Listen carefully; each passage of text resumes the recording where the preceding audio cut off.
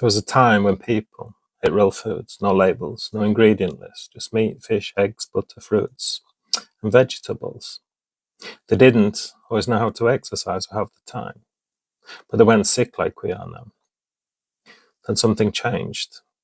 Cheap oils, refined sugars, preservatives, chemicals, processed beyond recognition. These foods were cheaper to make and lasted longer on shelves, and they targeted low-income families who just needed to feed the kids.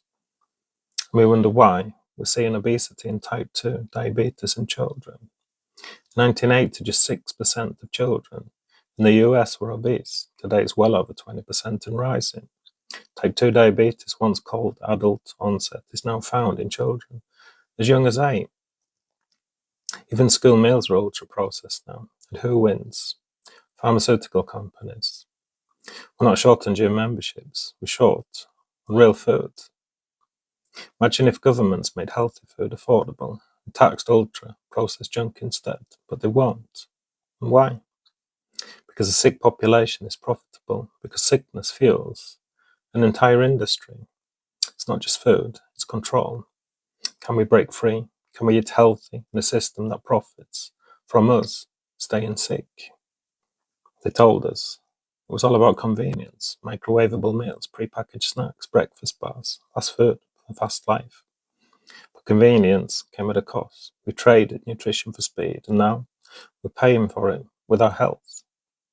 In the 1960s, less than 10% of food consumed in the West was ultra-processed, and today it's well over 60%. As for kids, it's even worse. We're told it's our fault, we're overweight, we're lazy. But what if the game was rigged? Ultra-processed foods are designed to make you overeat, hijack your hunger signals, reward systems, even your brain chemistry. We used to cook, used to eat together. Now it's grab, gulp, and go. And it's the sickest part. The same companies selling us junk are investing in weight loss drugs. They profit from making you sick and profit again from the cure. Low-income families don't get choices. They get what's cheap. And what's cheap is poison. This isn't just a food problem. It's a system problem. It's a trap. How do we escape? Can we take back control without breaking our wallets or our minds? So let's talk about kids. We say they're our future. But look at what we're feeding them. Cereal with more sugar than cake. Yogurt that's more dessert than dairy. And lunchboxes filled with additives, dyes, and preservatives. By age 10, many children have already consumed over a lifetime's worth of sugar. In the UK, 1 in 3 children leaves primary school overweight or obese. In the US, nearly 1 in 5 teenagers have pre-diabetes in schools. They should be safe. But even there, they've had ultra-processed meals. Why? Because it's cheap. It's not healthy. It's not nourishing, but it's cheap. Then what happens? They can't focus, they're tired, they're anxious. And we medicate them. ADHD, depression, anxiety. Start with the food, we blame behavior, but ignore the fuel we give them. Meanwhile, healthy food is sold as premium. It's upside down. We are feeding our children sickness and calling it genetics. But the real inheritance is the system, a system of shortcuts, sugar, and silence. If we don't fight for our kids' health, who will? If we don't demand better, who's going to? So follow the money. You get sick from food that was never meant to nourish you. Then you're handed pills to manage what that food caused. High blood pressure, type 2 diabetes, cholesterol, anxiety, and obesity. The cycle begins. 2023, the global pharmaceutical market made over $1.5 trillion. Listen to that sum again, $1.5 trillion in 1 year.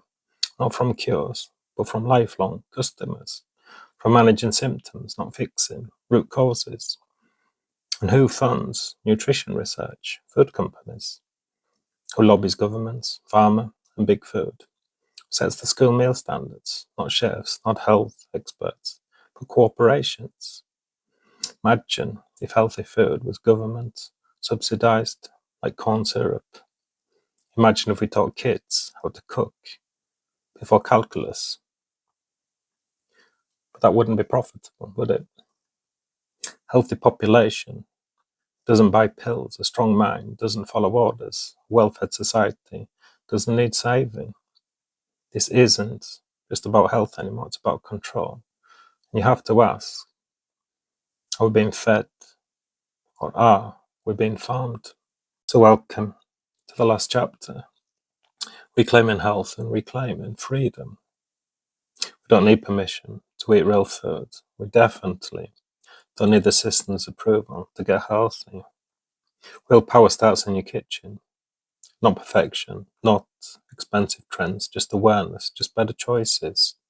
So buy fresh when you can, cook simple, choose whole over packaged, water instead of soda, food that fuels, not food that sells.